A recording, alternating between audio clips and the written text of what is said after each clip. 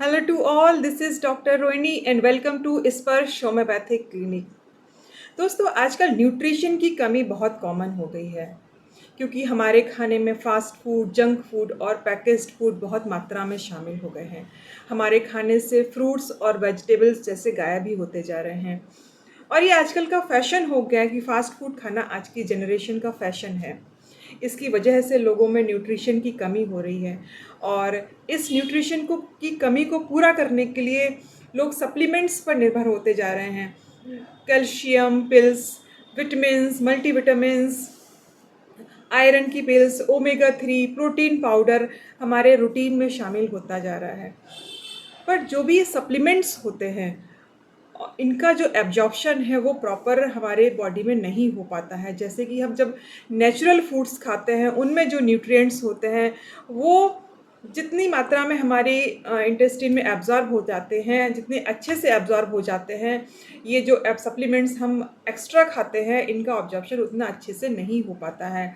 इसलिए लोग सप्लीमेंट्स खाने के बाद भी डेफिशिएंट रहते हैं, उनमें न्यूट्रिशन की कमी रहती है। बहुत सारे लोग कैल्शियम पिल्स खाते हैं और उसके बाद भी उनमें कैल्शियम की कमी रहती है। क्यों रहती है? क्योंकि उनमें जो कैल्शियम लेते हैं वो प्रॉपरली एब्जॉर्ब नहीं हो पाता है हमारी गट में।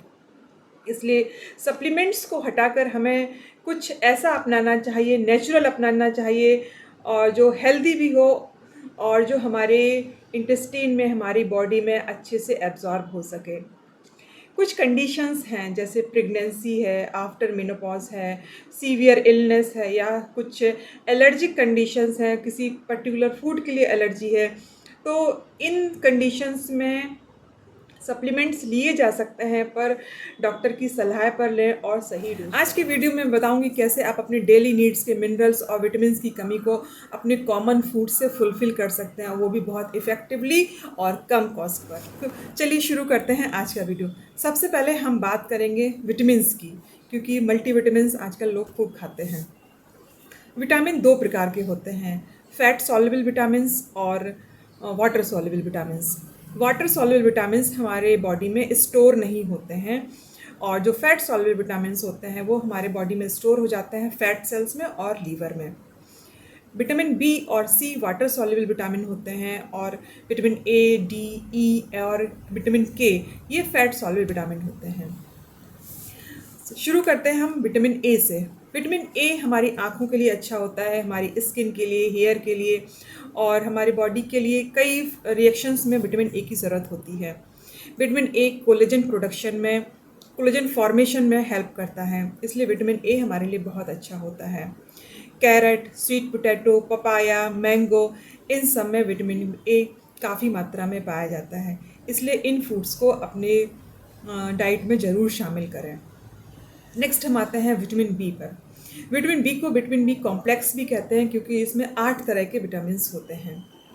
इसमें विटामिन B7 जिसे हम बायोटिन भी कहते हैं, ये हमारे हेयर की हेल्थ के लिए बहुत अच्छा होता है।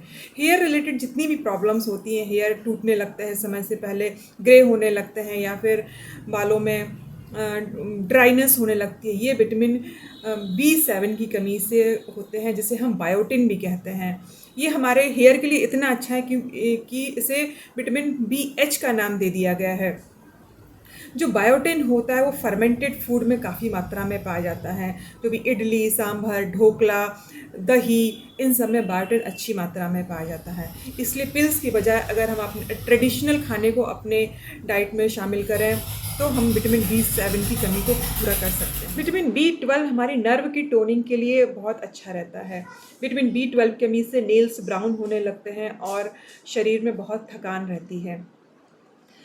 स्प्राउट्स में विटामिन B12 काफ़ी मात्रा में पाया जाता है। अगर हफ्ते में एक बार बिना गर्म किए स्प्राउट्स लें एक बाउल भर के, तो विटामिन B12 की कमी को काफ़ी हद तक पूरा किया जा सकता है। इसके अलावा आंवला, mushroom, beetroot, wheat grass, moringa leaves, इन सब में विटामिन B12 काफ़ी मात्रा में। विटामिन डी हमारी बोन्स के हेल्थ के लिए बहुत अच्छा होता है और ये कैल्शियम के एब्जॉर्प्शन में भी हेल्प करता है। अगर हम कुछ समय सुबह या शाम सनलाइट में बिताएं 10 से 15 मिनट, तो हमें पर्याप्त मात्रा में विटामिन डी मिल जाता है। इसके साथ ही मशरूम्स में, देसी घी में, काऊ मिल्क से भी हमें विटामिन डी मिल सकता है।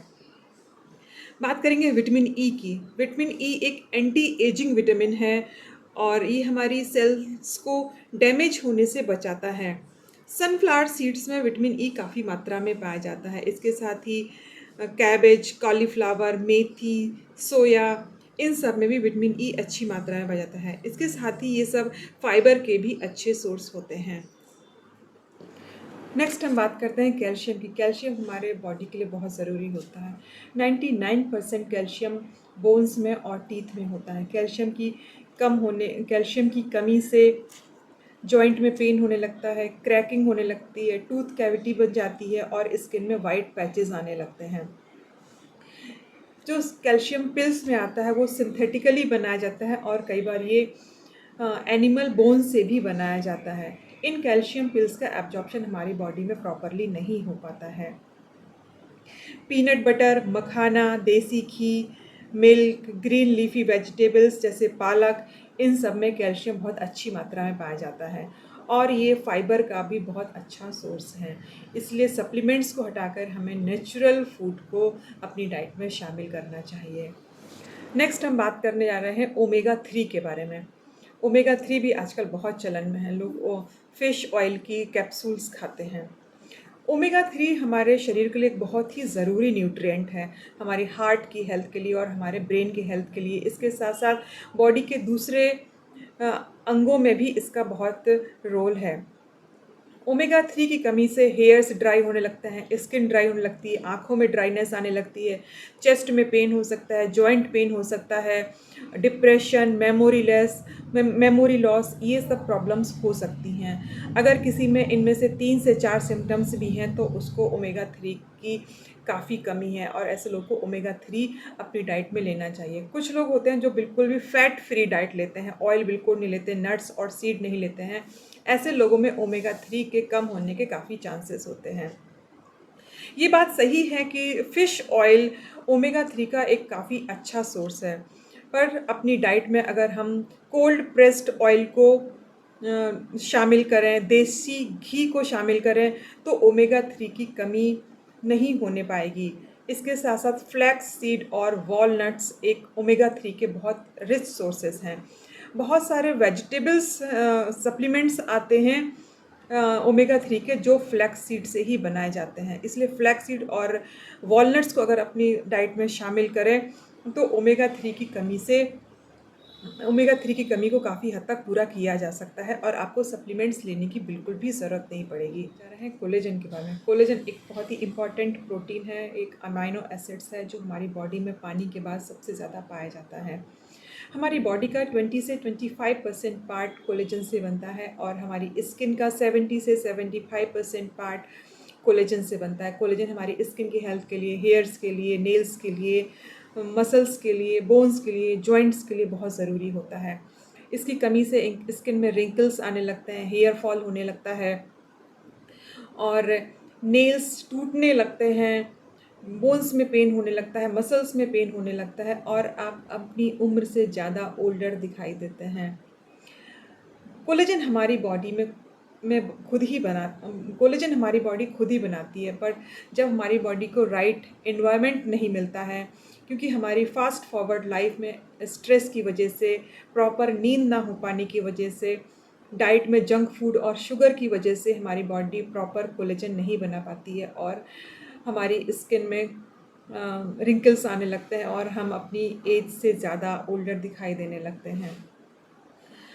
अपनी बॉडी में कोलेजन प्रोडक्शन को बढ़ाने के लिए हमें अपनी नींद को प्रॉपर करना होगा, स्ट्रेस को मैनेज करना होगा, अपनी डाइट में हेल्दी चीज़ों को बढ़ाना होगा। कुछ चीज़ें हैं जो कोलेजन प्रोडक्शन को बूस्ट कर सकती हैं, जैसे vitamin C. Vitamin C collagen production को बढ़ाने में बहुत हेल्प करती हैं।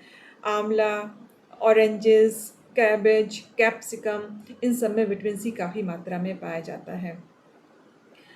एक आंवले में करीब 10 ऑरेंजेस के बराबर विटामिन सी होता है, इसलिए आंवले को अपनी डाइट में ज़रूर शामिल करें। रेगुलर कोल्ड प्रेस्ड ऑयल से मसाज करने से भी कोलेजन प्रोडक्शन बूस्ट होता है, इसलिए अपने बॉडी के हफ्ते में एक बार मसाज ज़रूर करें। कॉपर भी कोलेजन प्रोडक्शन को बढ़ाने में या बूस्ट करने में काफ़ी हेल्प करता है। अगर हम सुबह सुबह कॉपर चार्ज्ड वाटर पिएँ। कॉपर के जग में पानी अगर रात में रख दें और अगर सुबह उस पानी को पिएँ तो वो कॉपर चार्ज्ड हो जाता है। उस पानी को पीने से भी कोलेजन प्रोडक्शन को बढ़ाया जाता है और आप कुछ ही दिनों में अपनी स्किन में विजिबल चेंजेस ज़रूर देखेंगे। जिंक एक बहुत ही ज़रूरी माइक्रो न्यूट्रिएंट्स है हमारी बॉडी के लिए।